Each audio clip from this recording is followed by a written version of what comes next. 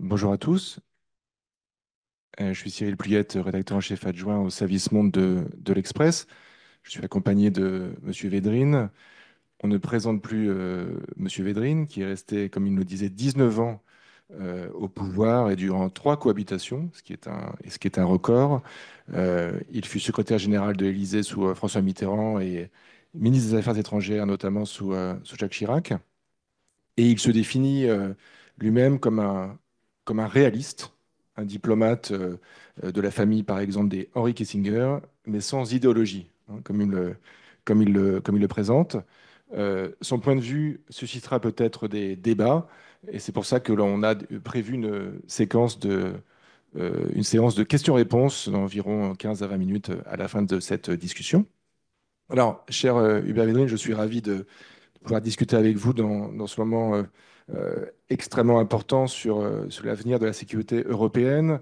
Euh, la guerre en Ukraine dure depuis plus de 2 ans et on est vraiment dans un contexte d'incertitude avec une Allemagne, une France affaiblies, des vraies incertitudes sur qui sera le locataire de la Maison-Blanche l'année prochaine.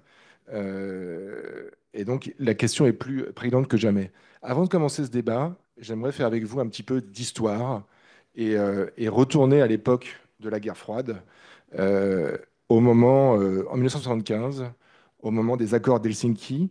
Euh, à l'époque, vous me le disiez lorsqu'on préparait cette discussion, ces accords entérinent une situation de fait, en fait, et une sorte de modus vivendi entre l'Est et l'Ouest qui entérine une situation de fait, mais ça fonctionne bon an, mal an à l'époque. Alors d'abord, le son est bon. Oui. D'abord, je dirais que sur tous ces sujets, je suis presque totalement d'accord avec Thierry de Montbrial, notamment dans son texte récent. Enfin, on connaît ses positions dans, je crois, politique internationale, c'est ça? Donc je suis globalement d'accord là-dessus. Notamment sur le fait que la guerre froide a été gérée très intelligemment, de façon à la fois responsable et ferme et intelligente par les Américains, fondamentalement. Et donc, d'ailleurs, l'Occident a gagné. Il faut le dire parce que l'Occident a un mode de fonctionnement mental aujourd'hui qui oublie qu'on a gagné la guerre froide. Bon. Donc je pense que ça a été bien géré, y compris d'ailleurs. Alors au début, c'était des menaces d'extermination parce que l'arme nucléaire était présentée comme une arme d'emploi, en fait.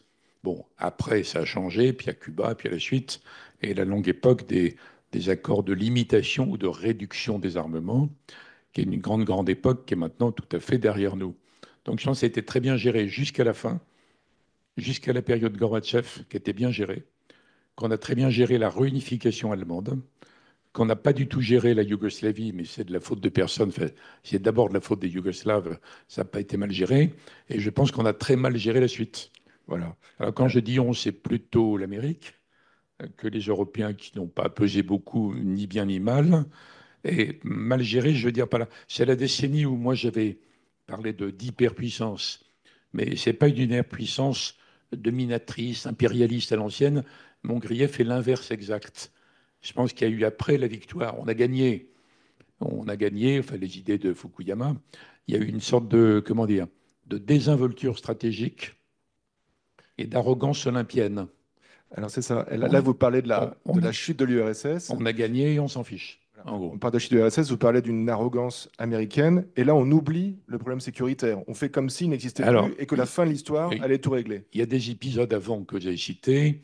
Les accords d'Helsinki, c'est très très bien. C'est les Occidentaux, alors là pour le coup, les Européens ont joué un rôle très important, y compris la France, y compris Jacques Andréani. Bon. Mais c'est la photographie d'un moment où l'Union soviétique est obligée de se résigner à les fameuses 3 corbeilles, dont celle qui l'embêtait beaucoup. C'est un moment dans le processus. Donc après, on est dans l'après et au moment. Alors c'est là-dessus où je suis kissingerien, non pas par idéologie. Comme je dis souvent, c'est pas l'idéologie qui m'a rendu réaliste, c'est la réalité.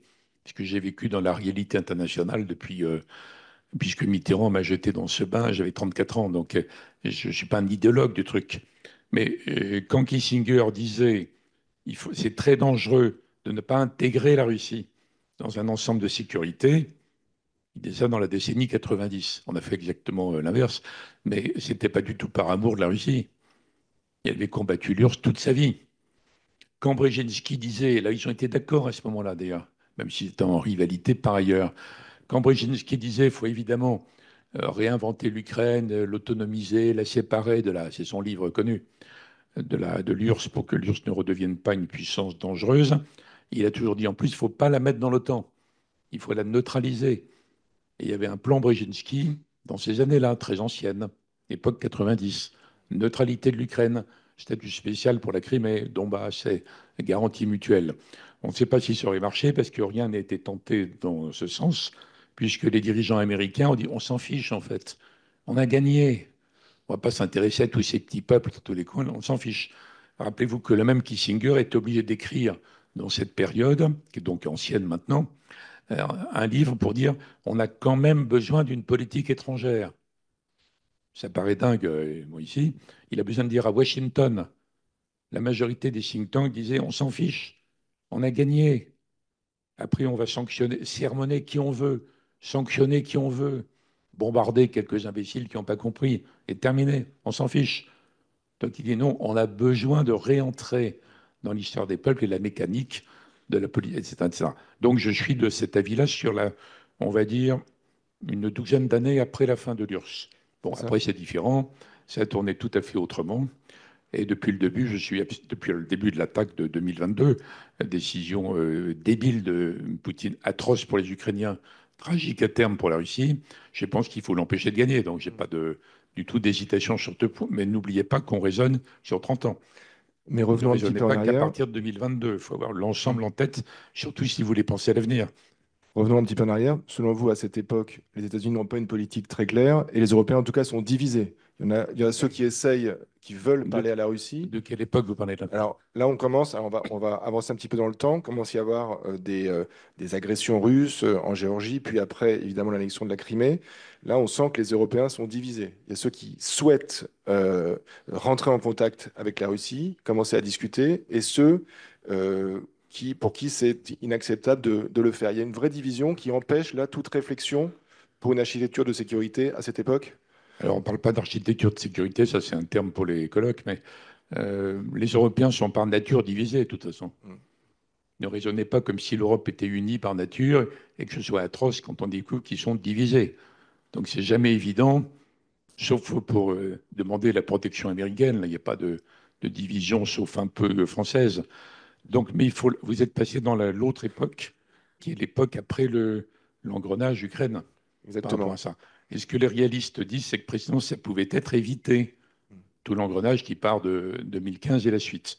Donc après, c'est vrai il y a des divergences en Europe, mais aux États-Unis d'ailleurs aussi. Il y a plusieurs écoles en disant est-ce qu'on pouvait l'éviter ou pas? Bon, est-ce qu'il faut intervenir maintenant? Comment il faut accompagner ça? Bon. Donc il y a des tas d'attitudes selon l'histoire politique, selon le degré de dépendance à la Russie. Mais l'Europe est très dépendante de tout le monde. Donc il n'y a pas que la dépendance à la Russie. Je dis ça pour au procès qu'on fait aux Allemands en général sur le gaz russe. N'oubliez pas que c'est l'époque où l'Occident triomphaliste a décidé de faire entrer la Chine dans l'OMC, qui ne remplissait aucun des critères, en disant il y aura plus les critères, c'est pas grave, on va les faire rentrer, ça va les aider à se développer, à s'enrichir Mhm. et donc à devenir démocratiques. Mhm. Ça, c'est une pensée dominante. C'est la pensée OMC, vous voyez, en gros, que la Commission européenne a soutenue à 200% pendant très longtemps. Donc c'est tout à fait injuste, 20 ans après, de faire une sorte de procès spécialisé aux Allemands qui seraient les seuls qui n'avaient rien compris en continuant à fonctionner avec le gaz russe. Il faut bien rétablir, on parle sur 30 ans, hein, Mhm. il faut bien rétablir les engrenages. Donc quand arrive, quand réapparaît dans la période après les 10, 12 années où, à mon avis, on pouvait jouer autrement avec Poutine en étant rusé, apparaissent les agressions que vous avez citées, oui, les Européens réagissent de tout à fait différentes. D'ailleurs, Sarkozy, à un moment donné, il le fait parce qu'il est président je sais plus quoi, du G20 ou du G7. Il agit assez bien et pour limiter l'action russe en Géorgie. Après, on peut dire que ça n'a rien changé puisque les Russes se sont arrêtés là où vous voulez s'arrêter. Bon. Donc il y a une période qui n'est pas claire entre les deux. On n'est ni dans la politique réaliste qui n'a pas échoué parce qu'elle n'a jamais été tentée, jamais. Et on n'est pas dans la politique d'après où tout le monde se réveille en disant, bon, Poutine est un vrai danger, il faut le stopper. Donc c'est vrai, il y a une période intermédiaire d'une dizaine d'années avant qu'on en arrive aux séquences plus récentes 2022, Alors, à mon avis. tout a volé en éclats le 24 février 2022. Euh, on est, Ça fait plus de 2 ans que la guerre a commencé. On ne sait pas du tout combien de temps elle va durer. Elle semble s'éterniser. Est-ce qu'il est quand même temps de commencer à réfléchir au futur, même si on ne voit absolument pas un horizon à cette guerre? On sait que les Américains, évidemment, ont commencé à réfléchir pendant la Seconde Guerre mondiale avant qu'elle ne s'achève. On peut commencer à réfléchir dès maintenant, c'est utile? Ben, réfléchir, oui, toujours, oui. Il n'y a aucun moment où on est dispensé de réfléchir. Mais je ne sais pas ce qu'on peut en tirer maintenant. Ce qui est évident que s'il y a un endroit au monde où il y a une réflexion sur l'après-guerre en Ukraine, c'est pas en Europe. L'Europe maintenant est engagée sur une seule ligne. Le seul endroit où les gens vont dire le vrai enjeu, c'est la Chine. Donc il faut réfléchir à la suite. Hmm. Ce sont les États-Unis. Et dès qu'on aborde les sujets indiqués dans la rencontre, architecture de sécurité, est-ce que c'est l'architecture de sécurité pour protéger à perpétuité l'Europe de la menace russe? Ou est-ce qu'on revient à l'idée d'avant non expérimentée, une architecture avec la Russie, d'après Poutine sans doute, Hmm. pour la neutraliser, ce qu'on n'a pas fait. Bon, donc il y aura une bifurcation gigantesque. Le seul endroit, à mon avis, où ça peut être tenté pour le moment sans heurter disons, la sensibilité humaine normale quand on voit les horreurs de cette guerre, c'est Washington, enfin c'est aux États-Unis. Alors peut-être des think tanks dans le Sud, dans lesquels on ne fait pas assez attention, mais en Turquie peut-être, Hmm. dans des pays qui peuvent espérer jouer un rôle dans l'hypothèse où le conflit finirait par s'enliser, mais ne déboucherait sur rien. Parce que même dans cette hypothèse qui est réelle, à la fin de l'année, après l'élection américaine, quel que soit le résultat, on ne voit pas de négociation. Je ne vois pas comment un Ukrainien, quel qu'il soit, pourrait endosser, après ce que l'Ukraine a enduré, de négocier avec la Russie, qui est encore celle de Poutine. C'est impensable. Ouais, et même si les Américains disent aux Ukrainiens, il faut s'arrêter parce que la priorité n'est pas là, je ne vois pas qui d'autre que Zelensky pour assumer ça. Bon. En tout cas, moi, je ne serais pas étonné qu'à ce moment-là, je parle de début 2025, des pays comme la Turquie, qui avaient joué un vrai rôle la première année, dans les premiers mois où Zelensky était prêt à certains compromis, la première année. Et c'est Boris Johnson qui lui a dit surtout pas, on va se battre avec vous, etc. Donc la Turquie, l'Inde, la Chine, qui rappellera qu'elle a fait un plan Hmm. évidemment balayé par les Hmm. Occidentaux, mais qui reviendra. En tout cas, je ne vois pas les choses déboucher, même dans l'hypothèse d'un gel, il y en a d'autres, hein. Je ne vois pas les choses déboucher sur une négociation, encore moins une solution, avant longtemps. Vous le disiez, il y a deux logiques qui s'affrontent. Soit on combat la Russie en considérant qu'elle sera une menace éternelle, soit on essaye à terme, pas tout de suite, de l'intégrer dans une sécurité européenne. Est-ce que vous envisagez à long terme une coexistence pacifique avec la Russie? Alors, il faut distinguer le débat historique. Je l'ai esquissé tout à l'heure, j'ai rappelé ma position sur le début. Beaucoup de gens pensent exactement l'inverse, et je suis plutôt minoritaire sur ce point. La majorité des commentateurs qu'on entend dans les débats, ils pensent que Poutine était une sorte d'Hitler qu'on n'a pas détecté à temps, etc. Ça, c'est pas du tout ma ligne, mais je suis minoritaire. Il y a une majorité dans l'autre sens. Mais ça, c'est le débat historique. Je ne peux pas prouver ce que je vous avais dit, mais on ne peut pas prouver l'inverse non plus. Alors après, il y a le débat sur la suite. Il y a le débat immédiat sur quels sont les scénarios. Je vous ai parlé d'un scénario de gel. Évidemment, c'est pas pareil s'il y a une vraie percée de l'armée russe, au-delà des villages qu'ils sont en train de grignoter à côté du Donbass. S'il y a une vraie percée dangereuse vers Odessa, par exemple, moi, je crois que l'Amérique est obligée de faire beaucoup plus tout de suite. Pour la même raison, et puis après, il y a l'avenir, la suite. Pour la même raison qui fait que Trump a d'abord fait bloquer à la Chambre pendant des mois le vote d'énormes plans de 61 milliards préparés par Biden pour aider l'Ukraine. Donc il a bloqué, il a fait perdre du temps, il a fait perdre des mois, il a mis en danger l'Ukraine, et il s'est rendu compte, même Trump, à la fin, que s'il était quelque part responsable du fait que l'Amérique n'a pas réussi à bloquer Poutine en Ukraine, il ne pourrait plus jamais dissuader la Chine. Mhm. Sur rien. Ça peut cheminer. Bon, donc je fais le même raisonnement. J'ai aucune information spéciale, hein. Je fais le même raisonnement dans une hypothèse d'une percée russe qui irait plus loin que le grignotage actuel. Bon, si on est dans, je reviens à l'autre hypothèse qui est plutôt celle du gel. Après, pour penser à l'avenir, c'est infaisable là. Donc on peut réfléchir. On peut se dire, si on arrive un jour à avoir un compromis détestable du point de vue ukrainien, mais même s'il ne renonce à rien, s'il ne signe rien, il pourrait se dire, bon, dans l'immédiat, on ne peut pas atteindre nos objectifs. En attendant, on va reconstruire le pays, on va le déminer, le reconstruire avec des milliards venus d'un peu partout. On peut imaginer des choses un peu floues comme ça entre les deux, mais ça ne veut pas dire qu'on passe à l'étape suivante. C'est ça, est-ce qu'on peut donner des garanties de sécurité Ça à sera la l'Ukraine? question. Hmm. Imaginez que Trump soit élu. Bon, c'est possible, hein. Et il dit aux Ukrainiens, les gars, on arrête, top, il n'y a plus d'argent. Et d'ailleurs, on vous donne plus les informations militaires. Je vous rappelle que même dans l'époque où on pensait que l'Ukraine allait gagner, le chef d'état-major américain, le général Milley, a dit plusieurs fois que l'Amérique ne soutiendrait pas l'attaque sur la Crimée. Chef d'état-major d'avant, sous Biden. Bon. Donc l'Amérique n'a pas totalement changé de ligne, sauf qu'ils vont pas les. Alors dans cette hypothèse, si Trump arrive avec son pseudo-plan en 24 heures, il a dit, je ne sais pas quand, qu'il pouvait régler ça tout de suite. En effet, s'il dit, écoutez, il n'y a plus d'argent, il n'y a plus de soutien, l'armée ukrainienne est obligée d'arrêter. Les trois quarts de l'Europe entrent dans des convulsions de hurlements pathétiques, mais ça ne change rien. Sauf que c'est que la moitié du plan. Alors donc les Européens vont dire, même pour leur sécurité à venir, ils vont dire, où est l'autre volet? Comment est-ce que vous empêchez Poutine de redevenir dangereux tout de suite contre l'Ukraine ou contre les autres? Même Trump ne pourrait pas échapper à ça. Donc il y aurait un deuxième volet. Ce n'est pas les garanties, c'est la menace.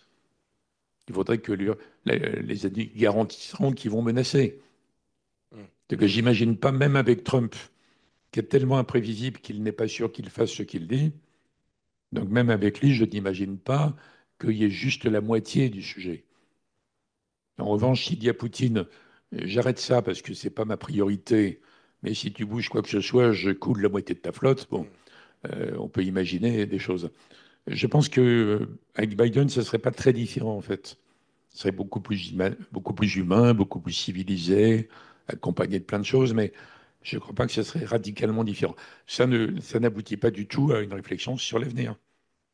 Donc pour dire, la Russie est quand même vraiment dangereuse. Ils ont été dégueulasses en Ukraine, mais ils sont là. Il y a toujours la Russie à côté, perpétuellement. Qu'est-ce qu'on va faire pour retrouver le chemin de la guerre froide, même en beaucoup plus accéléré? Dire il faut quand même réfléchir à des téléphones rouges, après à une sorte de coexistence pacifique, voire à une détente, voire à des accords de limitation des armements, ta, ta, ta, ta, ta, ta. Donc pour refaire ce chemin, ça aura peut-être eu un jour, mais c'est très long, très compliqué.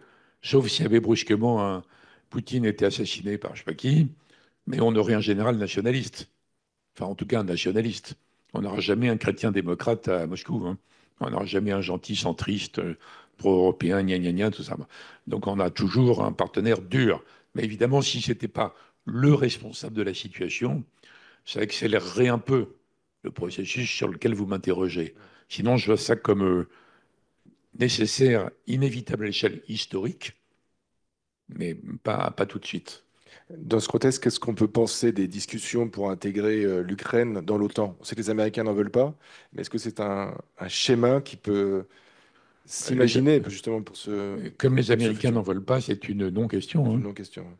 Mais vous avez vu, ils ne se bornent pas à dire qu'ils n'en veulent pas. Ils ne veulent pas être pris dans l'automatisme. Et vous remarquerez que Poutine n'a pas touché un doigt de pied de l'OTAN pour le moment. Et moi, je pense que s'il avait d'autres intentions, il l'aurait fait en 2022. 2022, l'OTAN était assez désarmée, mal organisée, les Baltes plus vulnérables. Il s'est passé quand même plein de trucs en 2 ans, énormes. Poutine a réveillé l'esprit de défense. Pas la défense européenne à la sauce française, mais l'esprit de défense en Europe. Donc, enfin, moi, je m'attends pas à ça.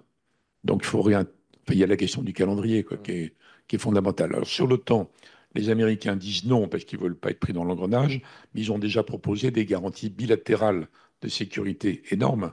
énorme, un peu comme qu'ils ont avec Israël, qui d'ailleurs fonctionne. Donc l'Ukraine ne serait pas. Donc à mon avis, les Européens n'ont pas tellement d'intérêt à se lancer dans des campagnes, disons, démagogiques uniquement pour faire plaisir aux Ukrainiens, dont on a beaucoup de compassion pour eux, mais et on ne peut pas mentir même dans ces cas-là, donc ce n'est pas un bon terrain. La question que les Européens doivent traiter entre eux, les répercussions, c'est la question de l'Union européenne. C'est ça. Où là, on donne cette semaine le, le point de départ quoi, Mm. de la négociation.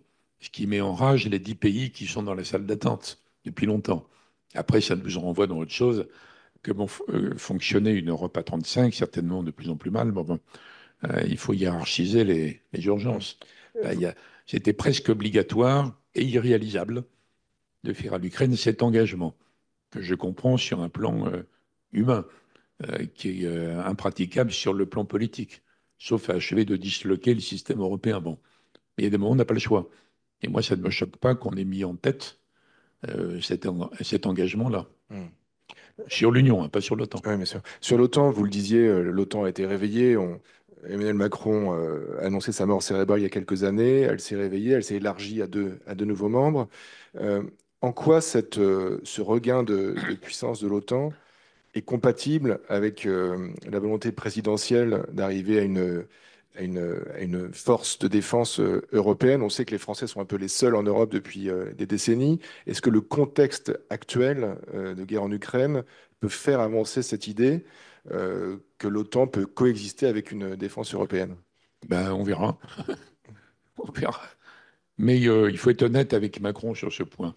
Quand il a parlé de mort cérébrale, c'est parce que l'OTAN était incapable de maîtriser le conflit entre la Grèce et la Turquie, deux États membres de l'Alliance. Donc c'était justifié sur ce point. Alors après, tout le monde s'est disputé. Un groupe a été créé pour réfléchir à l'avenir de l'OTAN. Il m'a demandé d'être le Français du groupe. Donc pendant 6 mois, j'ai participé à ce groupe par visio parce qu'on était en plein Covid. Je me suis fait engueuler à chaque réunion là-dessus. Mm. Mais j'ai dit c'est la Grèce et la Turquie, c'est pas la question de l'avenir.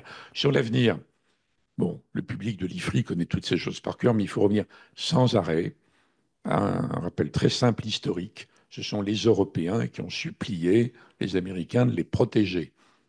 C'est pas de l'impérialisme américain. Bon, ils ont supplié après la guerre, parce qu'il y avait Staline qui ne respecte pas les engagements pré-Yalta. Je rappelle à cette occasion qu'il n'y a pas de partage du monde à Yalta. Il y a un partage de l'Allemagne, et qu'au contraire, Roosevelt et Churchill obtiennent de Staline un engagement sur l'Europe libérée. Où normalement, dans les pays libérés des nazis par l'armée rouge, il devait y avoir des élections démocratiques. Staline fait l'inverse, il avance. Donc les Européens ont une trouille bleue.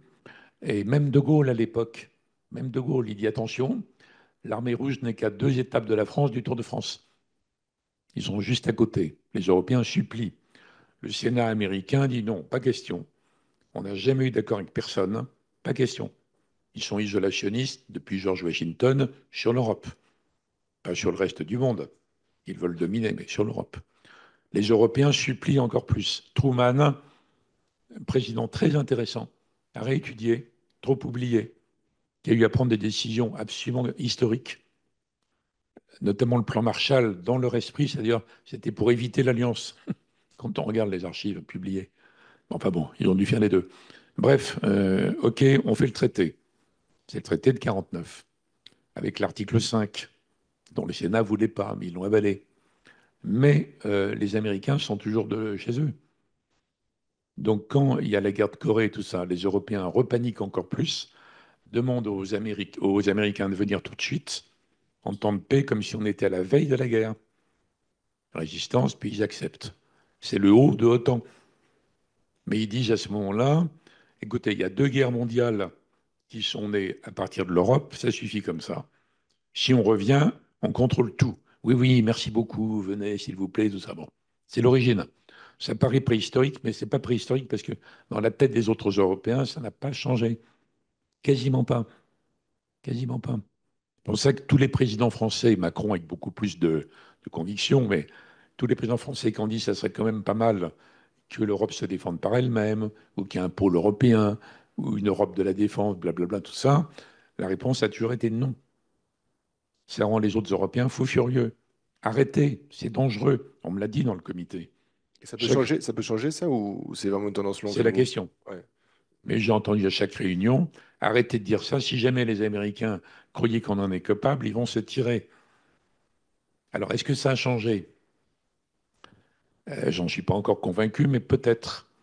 Déjà, je l'ai dit, Poutine a réveillé l'esprit de défense dans l'OTAN. Bon, alors tout le monde vote des budgets, etc. Pour aller au-delà, il faudrait d'abord que Trump soit élu, qu'il applique son programme, qui est jamais évident, et qu'il dise, écoutez les gars, débrouillez-vous. Moi, je m'occupe que de la Chine, débrouillez-vous. À ce moment-là, ne croyez pas qu'on est dans le schéma de défense européenne à la française, qui a été défendu dans des tas de colloques sans résultat. Il n'y a pas d'accord immédiat c'est un euphémisme, entre la France, l'Allemagne. On ne parle pas de l'Union européenne, hein. C'est les Européens de l'OTAN. Il y a la Grande-Bretagne dedans. Grande-Bretagne qui va changer de gouvernement dans quelques jours. Les Polonais, les Suédois, les Italiens. Il n'y a pas d'accord entre eux.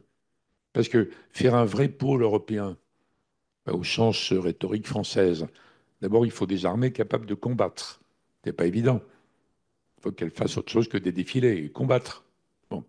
Après, il faut se mettre d'accord sur qui dirige. Qu'est-ce qui va diriger? Un général allemand, français. Moi, j'ai une solution d'ailleurs de compromis, qui est un amiral luxembourgeois. Il n'y en a pas pour le moment, mais il faudrait le créer d'urgence pour que ce soit prêt. Il faut la Mais complémentarité aussi. une fois qu'on a créé ça, qu'est-ce qui donne les ordres? En France, heureusement, on n'a pas trop détruit les systèmes hérités de De Gaulle. Donc, quand il y a quelques années, le gouvernement du Mali appelle au secours, François Hollande peut décider, président, et ça part dans l'heure qui suit. Si vous transposez ça au Conseil européen, c'est mort. Donc, il faudra inventer à un moment donné un mécanisme de décision.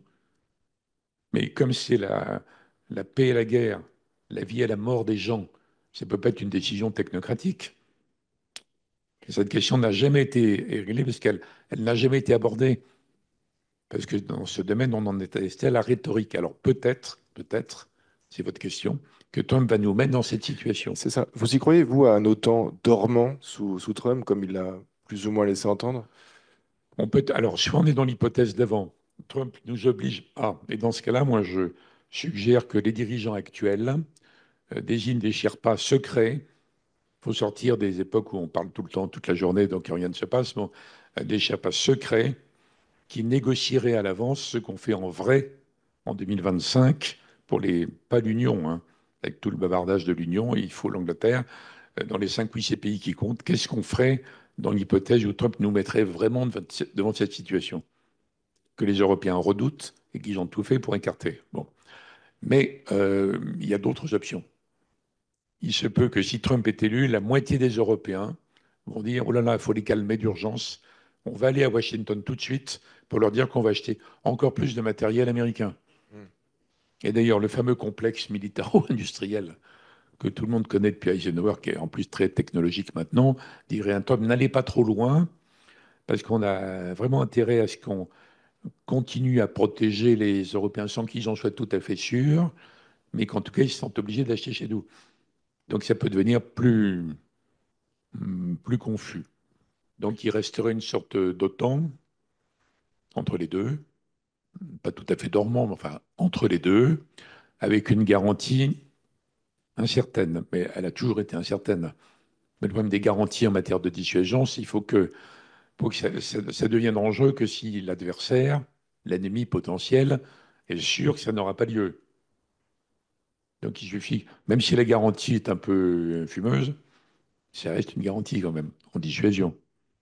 Donc il se peut que les scénarios de 2025 soient beaucoup plus variés et complexes que ce que l'on croit, mais on sera peut-être dans la situation historique qui obligerait les Européens, après s'être beaucoup disputés, à créer le pôle européen de l'Alliance.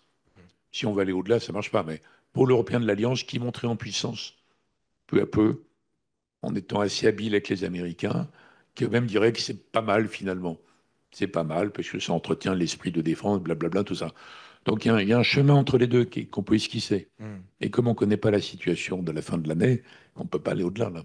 Et par rapport à la menace russe, certains s'inquiètent, notamment à l'est de l'Europe, mais pas simplement, du fait que Poutine ne s'arrêterait pas à l'Ukraine, qu'il serait lancé dans son dessein de reconstituer son empire perdu et puis de rallier à la Russie des populations russophones. Est-ce que, selon vous, il pourrait continuer après l'Ukraine? Alors, j'ai une réponse, disons, en deux parties là-dessus. Je connais la sensibilité, les inquiétudes. Je ne crois pas à ça, mais il n'empêche que il faut imaginer quelque chose qui garantisse contre les menaces russes à l'avenir. On ne peut pas négliger cet aspect-là. Mais j'ai déjà répondu en disant que je ne vois pas pourquoi Poutine, qui n'a pas attaqué l'OTAN en 2022, il aurait pu faire une opération dans les pays baltes, hein, avec beaucoup de russophones, pas très bien protégés, etc. Il ne l'a pas fait. Donc je ne vois pas pourquoi il le ferait en 2024 ou 2025, mais je ne peux pas le démontrer. Et encore une fois, donc il faut quand même prendre des précautions malgré tout. Donc là, c'est l'élément immédiat. Après, les garanties, si on arrive à revenir, je ne sais pas quand, à un système très réaliste, Kissinger, Brzezinski, où la Russie est tellement bien lificotée dans des systèmes de sécurité où elle trouve son intérêt, où des Russes trouvent que c'est quand même moins pire que d'être dans la main de la Chine. Vous voyez le travail qu'il faut faire. On parle de l'extrême inverse, là. Peut-être qu'on arrive dans 10-15 ans à cette Hmm. situation. Donc la Russie est sous contrôle, plus ou moins. Il y a l'autre hypothèse où c'est pas vrai. Ça s'est arrêté en Ukraine. Il n'a pas attaqué, mais il est toujours là. Mais alors, que veulent les gens, que je comprends pour des raisons historiques et de proximité, que demandent les Polonais, les Baltes, etc. Qu'est-ce qu'ils veulent? Ils veulent qu'on aille à Moscou?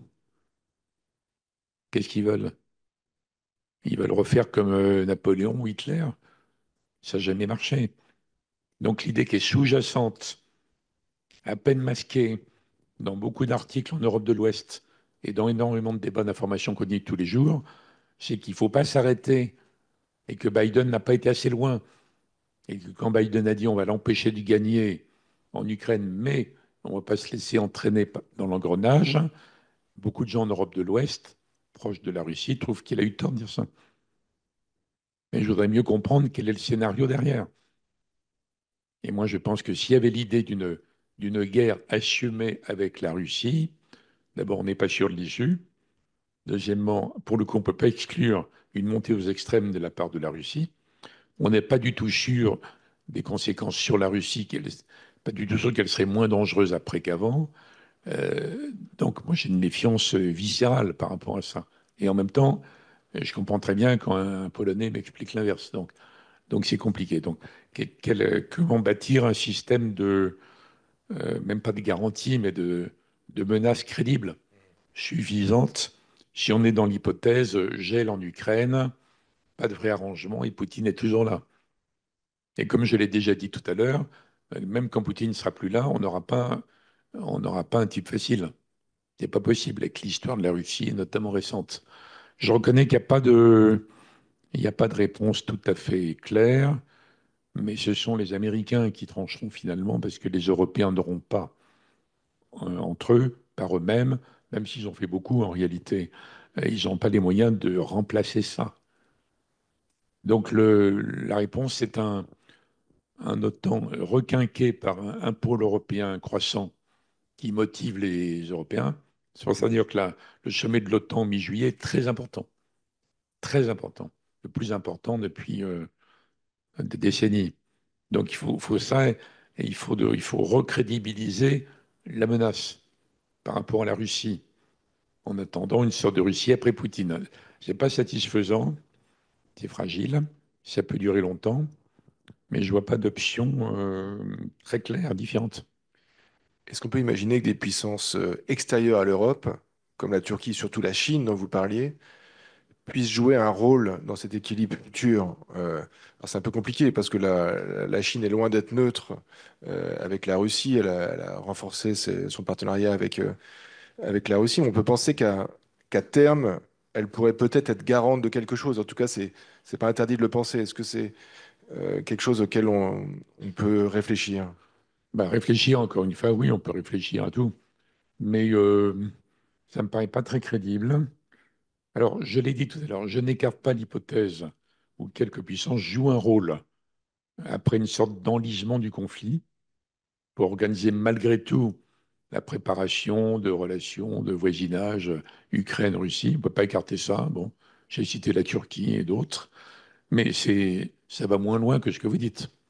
Mais les puissances au monde ne veulent pas d'une Europe forte, en fait.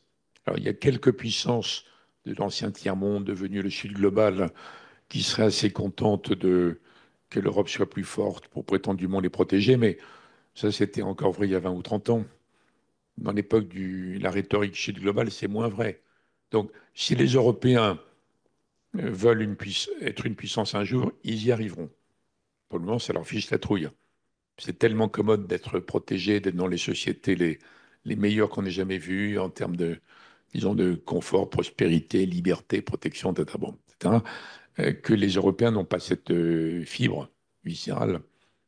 Mais s'il est changé d'avis à cause de ce qu'on a évoqué avant, hein, la menace russe qui est là, le demi-abandon par Trump, s'ils veulent vraiment devenir une puissance, ils peuvent compter que sur eux.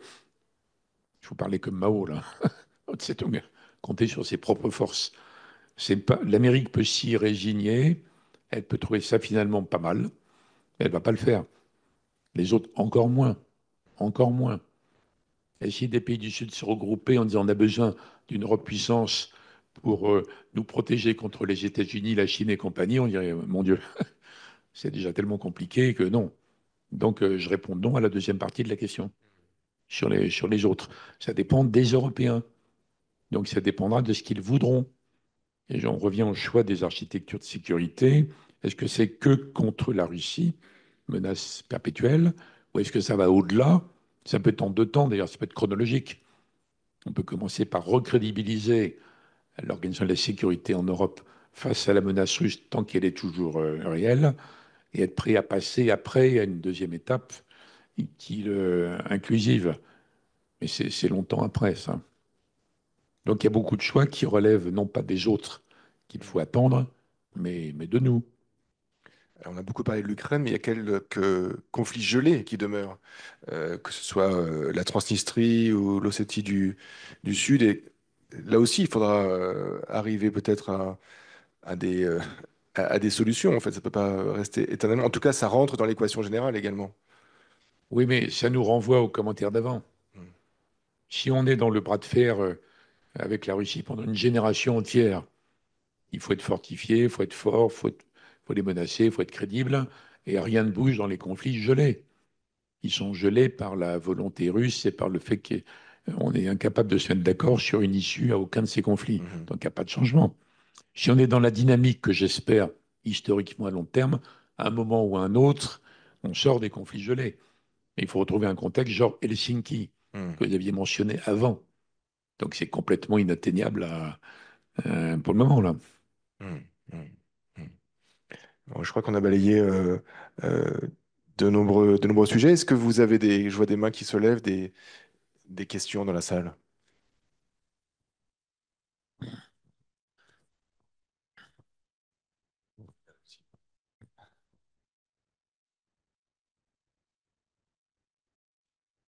Bonjour, merci beaucoup pour vos explications. Une question courte mais d'actualité.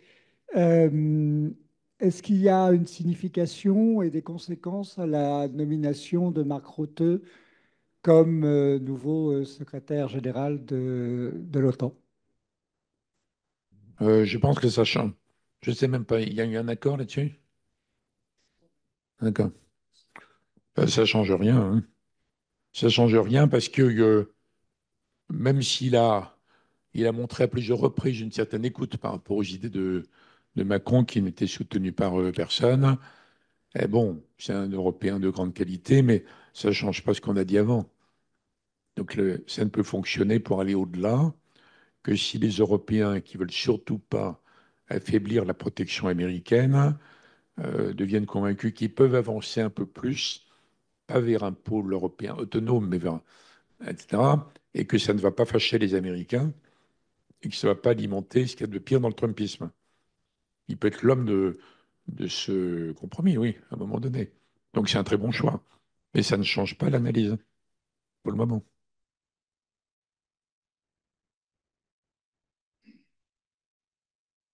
C'est un homme qui fait tout en vélo, vous savez.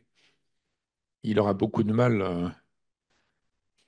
en allant à Washington. Bon. Bonjour, merci d'avoir partagé vos réflexions avec nous. Une question courte également. Il y a une petite enclave russe dans l'Union européenne, l'ancienne Prusse orientale du Nord. Est-ce que vous pensez que c'est quelque chose qui peut jouer un rôle dans le jeu de Go que vous évoquiez entre la Russie et l'Union européenne? Est-ce que ça représente un atout stratégique pour la Russie ou alors pas du tout, c'est quelque chose de négligeable? Voilà. Merci. Vous parlez de quoi? De Kaliningrad? Oui, tout à fait. Oui. L'enclave de Kaliningrad, anciennement Danzig. Ben, si on est dans l'hypothèse où le conflit s'est enlisé, mais qu'il y a une sorte de stabilisation par Biden ou Trump, et que Poutine n'a pas du tout intérêt à relancer, c'est toujours vulnérable et dangereux, mais ça ne bouge pas. Si on est dans l'hypothèse où il y a un abandon des Ukrainiens, enfin relatif, par Trump, mais qui n'a pas le deuxième volet, et consistant à menacer Poutine, tout est possible. Il y a deux, trois endroits vraiment dangereux, notamment ça, en premier lieu. Premier lieu, puis à la Moldavie, etc. Donc il y a deux, puis Odessa. Bon. Donc ça dépend des cas. Mais on ne peut pas écarter l'hypothèse que ça devienne vraiment en première ligne. Et là, il faudrait reprendre le même raisonnement que sur l'Ukraine. On ne peut pas le laisser faire ça. Il faut l'empêcher, donc il faut dissuader, etc., etc. Mais ça dépend comment on s'oriente après la fin de l'année. Oui, oui, je suis d'accord, oui.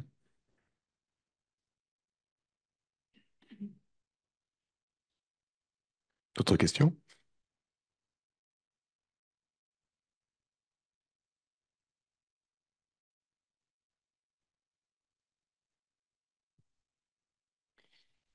Merci, Monsieur le Ministre. Moi, je voudrais vous poser une question par rapport à ce qui est nécessaire de faire pour l'Union européenne pour pouvoir vraiment se transformer et aller dans le sens que vous avez indiqué. Dans la mesure où on découvre aujourd'hui, à travers le terme d'économie de guerre, que effectivement, se développer un appareil de défense, ça va coûter très cher. Ça va s'inscrire dans le long terme. Ça implique une transformation de l'appareil de production. Bref, ça implique un transfert de ressources important. Et est-ce que vous pensez qu'aujourd'hui, compte tenu de l'état de l'opinion et du niveau du débat politique dans les différents pays européens, notamment en France, l'Union européenne est prête à se transformer à travers ses différents États membres? Alors, ça dépend en quoi vous voulez la transformer. Bah, disons, pour pouvoir... Ça dépend des domaines. Alors, contrairement à les rhétoriques françaises habituelles, et même moi, quand j'étais ministre, je ne disais pas le contraire de ce que je dis là. Je pense que la défense n'est pas le chemin à privilégier. Je ne pense pas qu'on puisse progresser sur le plan européen en parlant de la défense comme la France le fait depuis tellement longtemps, sans aucun résultat. Il me semble que l'Europe, enfin l'Union, là on parle de l'Union européenne, hein, l'Union européenne peut progresser en vrai dans les domaines où ce n'est pas verrouillé et où les Européens ont pris conscience au moment du Covid qu'ils étaient trop dépendants par rapport au reste du monde. Exemple, les médicaments qui étaient faits en Inde et en Chine, et il y a plein d'autres domaines. Donc, si on dit aux Européens, si on dit aux Européens, on va faire l'Europe puissance, la défense européenne à la française, blocage immédiat. Aucun Européen n'en veut, l'OTAN n'en veut pas, l'Amérique n'en veut pas, ça s'arrête. Et l'Europe pousse des cris, fait des colloques, enfin la France, ça ne change rien. Si on dit, c'est quand même trop dangereux d'être dépendant à ce point, alors je sais bien que tout le monde est interdépendant dans le monde actuel, mais être dépendant de pays potentiellement dangereux dans des domaines clés, c'est trop dangereux. Donc là, il y a un champ énorme, très bien, qui a été très bien démarré par la commission sortante, notamment par Breton, là-dessus. Donc ça veut dire plus de production. Production dans les bons domaines. On n'arrivera pas à relocaliser tout ce qui a été à l'excès délocalisé, ce qui a créé l'électorat, ce qui a réveillé l'électorat populiste. Ce n'est pas les années 30, ça n'a rien à voir, mais on l'a créé par une politique débile de l'OMC, de la Commission, en fait, tout le monde pendant très longtemps, aux États-Unis, ailleurs. Bon, mais il y a une marge de progrès énorme. Donc après, il s'agit de voir dans quel domaine on s'affirme. Mais si vous regardez les perspectives écologiques, ce qui est le vrai sujet, encore plus que ce dont on parle là, il y a un champ géant en matière d'investissement, d'industrialisation, d'écologisation, où l'Europe apporte une valeur ajoutée gigantesque, à condition qu'il y ait quand même un deal entre les élites et les peuples européens dans deux domaines clés, la maîtrise de l'immigration, et on peut en débattre, c'est un sujet sensible, mais je pense que si l'Europe tout entière n'est pas capable de faire ce que fait la gauche scandinave maintenant, c'est-à-dire on a besoin d'énormément de gens, mais il faut des gens qui correspondent à des besoins qu'on a, qui après s'intègrent, qui veulent s'intégrer et qu'on veut intégrer.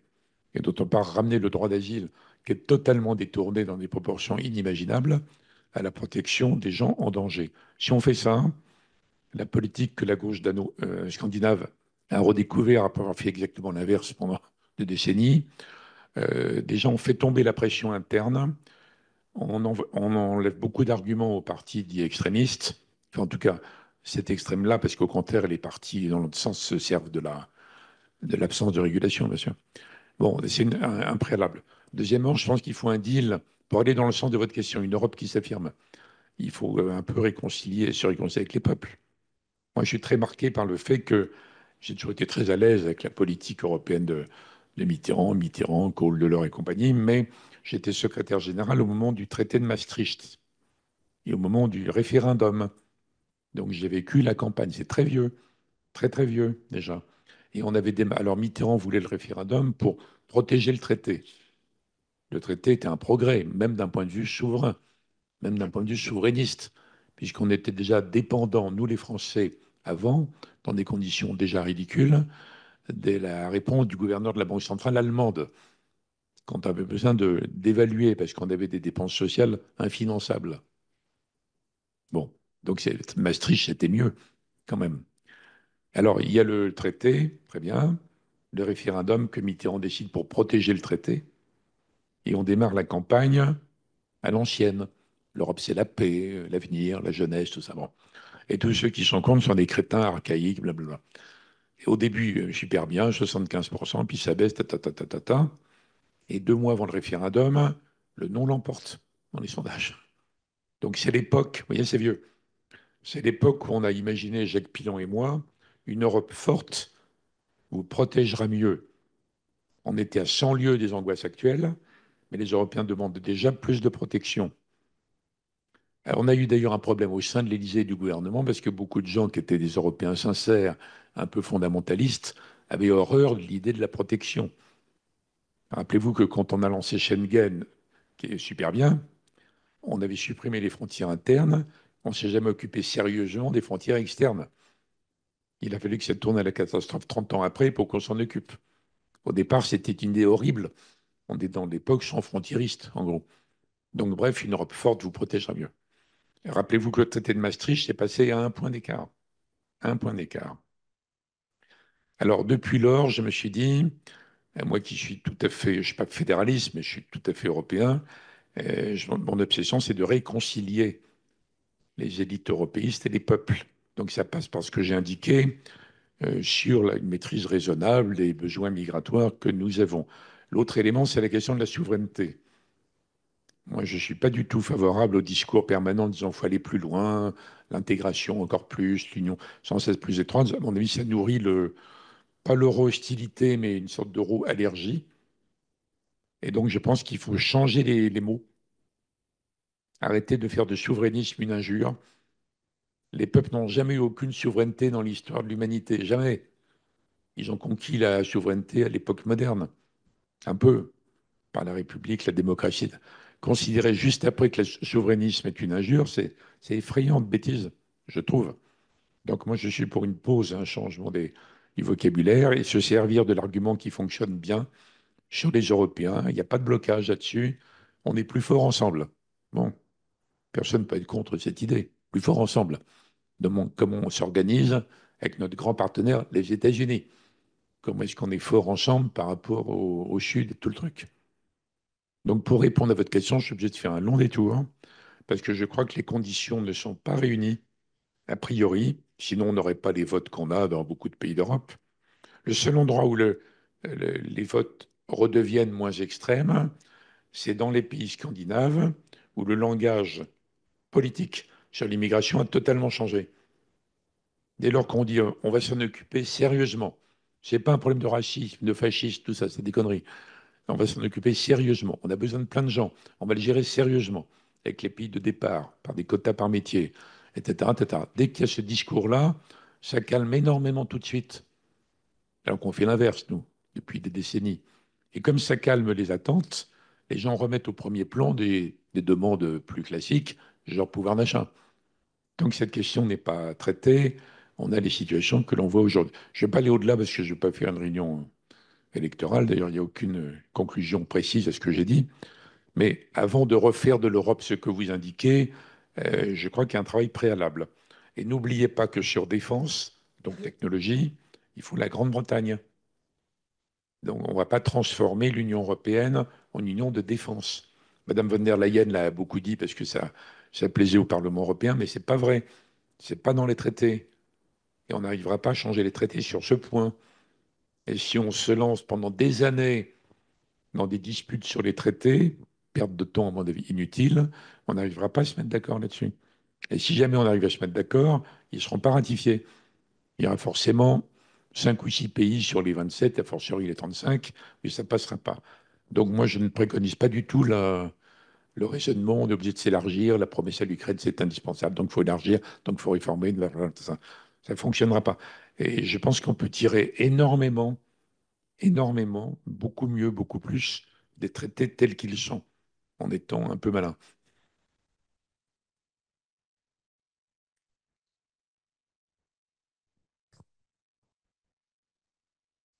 Ouais, j'ai une question toute simple à vous poser. On entend partout dire il faut que l'Ukraine gagne. Qu'est-ce que ça veut dire? Moi, je dis plutôt il faut que Poutine ne gagne pas, quoi. Alors, si c'est que Poutine ne gagne pas, ça veut dire qu'il n'arrive pas à aller au-delà de ce qu'il a maintenant. Ce n'est pas suffisant du point de vue, disons, pro-ukrainien. Si ça veut dire que l'Ukraine reconquiert la Crimée et le Donbass, ça se défend, disons, historiquement, sur le plan du droit international, etc. Mais ça n'aura pas lieu, en fait. On peut le dire pour des raisons de conviction, d'émotion, de compassion, etc. Mais ça n'aura pas lieu, surtout pas sur la Crimée, parce que le système ne les soutiendra pas au-delà. Mais on peut comprendre que les gens qui ont des liens avec l'Ukraine ou cette région, qui voient les drames atroces depuis le début, emploient cette rhétorique. Mais en termes de scénario politico-stratégique, ça me paraît pas tenable, en fait. Et je ne suis pas choqué par les gens qui le disent, parce qu'ils le disent pour d'autres raisons. Merci, Oui. Monsieur le Ministre.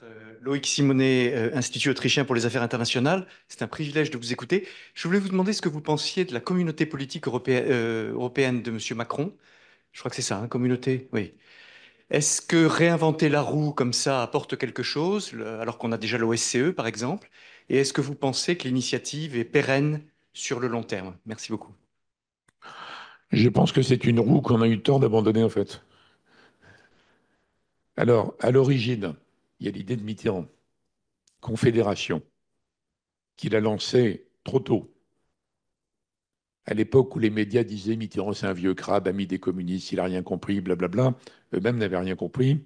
Et lui-même avait anticipé sur la réunification qui était en cours, la fin des régimes à l'Est. Et déjà, il avait dit tout de suite, le 31 décembre 89, incroyablement trop tôt, il avait dit ils vont être candidats pour l'Union européenne, normal. La négociation va être pénible et humiliante et va durer 15 ans. Donc, sans attendre, sans attendre, il faut mettre tous ces pays sur un pied d'égalité pour discuter politique. C'était génial, à mon avis. Alors, tout le monde est tombé dessus. C'est vraiment une idée de Mitterrand comme ça qu'il a lancée depuis Latch, préparée avec personne. Donc, il n'y a même pas eu un relais de Kohl. Bon. Et donc, les gens ont dit c'est atroce, c'est un vieux crabe, il comprend rien, tout ça. Bon. Et 15 ans, mais c'est atroce. Comment il peut parler d'une négociation de 15 ans? Et les gens d'Europe de l'Est, de Centrale ont dit c'est horrible, il veut nous mettre dans une voie de parking, dans un parking. Alors, c'était l'inverse. Ne pas attendre que. Et les Américains, Baker n'a même pas eu besoin de donner beaucoup de coups de fil pour dire faut tuer ce truc.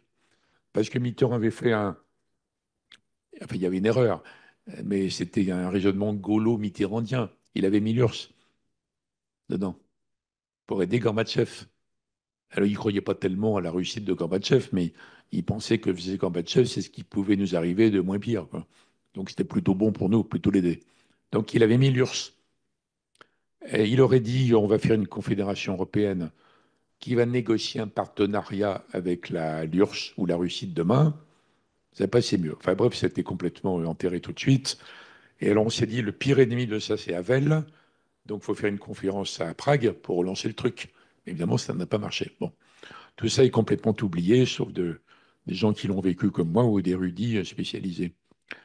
Alors, longtemps, longtemps après, Enrico Letta, qui était lui-même étudiant à Paris à ce moment-là, qui est un de mes copains d'ailleurs, il m'appelle, il me dit, mais c'était génial le truc de Mitterrand. Ça aurait changé complètement la relation qu'on a eue avec les pays candidats qui sont entrés après. D'autant que la négociation a pris 15 ans. 15 ans. Quand Mitterrand était injurié pour avoir dit 15 ans, ça a pris 15 ans. Bon. Alors, l'État me dit c'est génial. Évidemment, la Russie, ça a complètement changé, mais c'est une très bonne idée. On n'a pas d'instance où il y ait tous les Européens et que les Européens. Donc, il en parlait avec Draghi, l'État, etc. Et les Italiens demandent à Macron, ils disent est-ce que vous êtes d'accord pour qu'on relance ça? Alors, Macron a dit oui, c'est une bonne idée, mais moi, je suis Macron, donc je change le nom. Voilà. Donc, je fais un truc Macron qui devient la communauté politique européenne. Alors au début, tout le monde dit, mais qu'est-ce que c'est que ce truc? On n'en a pas besoin, il y a des chemins sans arrêt qui servent à rien, donc pourquoi faire ça en plus? Mais Scholz s'est finalement convaincu, et donc ça se met en marche. Alors résumé, je pense que, disons, modifié comme je l'ai rappelé, je pense que c'est une très bonne idée qu'il y ait un rendez-vous européen où il y a tous les Européens et que les Européens. Ça n'arrive pas dans les autres configurations. Que ça peut être très porteur d'avenir. Mais je ne sais pas si ça va marcher, parce qu'il faudrait que les Européens soient d'accord, les Européens de l'Union, mais aussi la Grande-Bretagne, et la Turquie qui est candidate, enfin d'autres pays qui sont entre les deux. Il faudrait qu'ils y trouvent leur intérêt. S'ils trouvent leur intérêt, ça peut devenir un rendez-vous essentiel, historique, pour les rendez-vous qu'on a évoqués sur la suite. La défense en Europe, la Russie d'après-demain, etc. Mais je ne suis pas sûr du tout. Il se peut que ce raisonnement que je fais soit complètement ignoré ou balayé. Et ce n'est de l'intérêt de personne d'autre. Ce n'est pas du tout l'intérêt des Américains que ça existe. Encore moins des Russes, ou des Chinois, ou du Sud.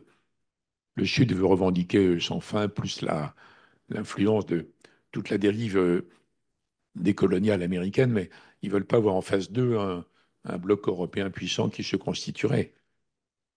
Donc l'avenir dépend de ce qu'en feront les Européens. Mais moi, je suis archi pour.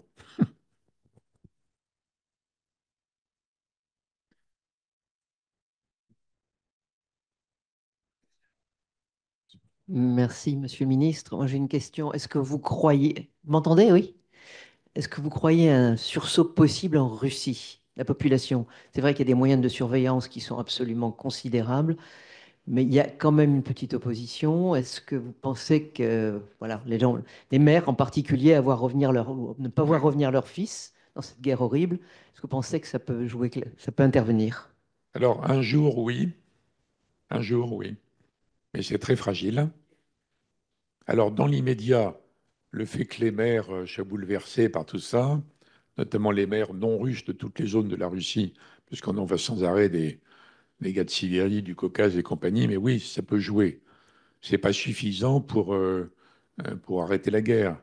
Ça peut encourager Poutine dans un contexte américain nouveau à dire j'ai intérêt à trouver une porte de sortie pour le moment en prétendant que j'ai gagné ceci, cela. Bon, ça peut jouer un rôle, mais ne vous faites pas trop d'illusions là-dessus à court terme. Après, à plus long terme, c'est évident qu'il y a une Russie qui veut vivre normalement, on va dire, normalement.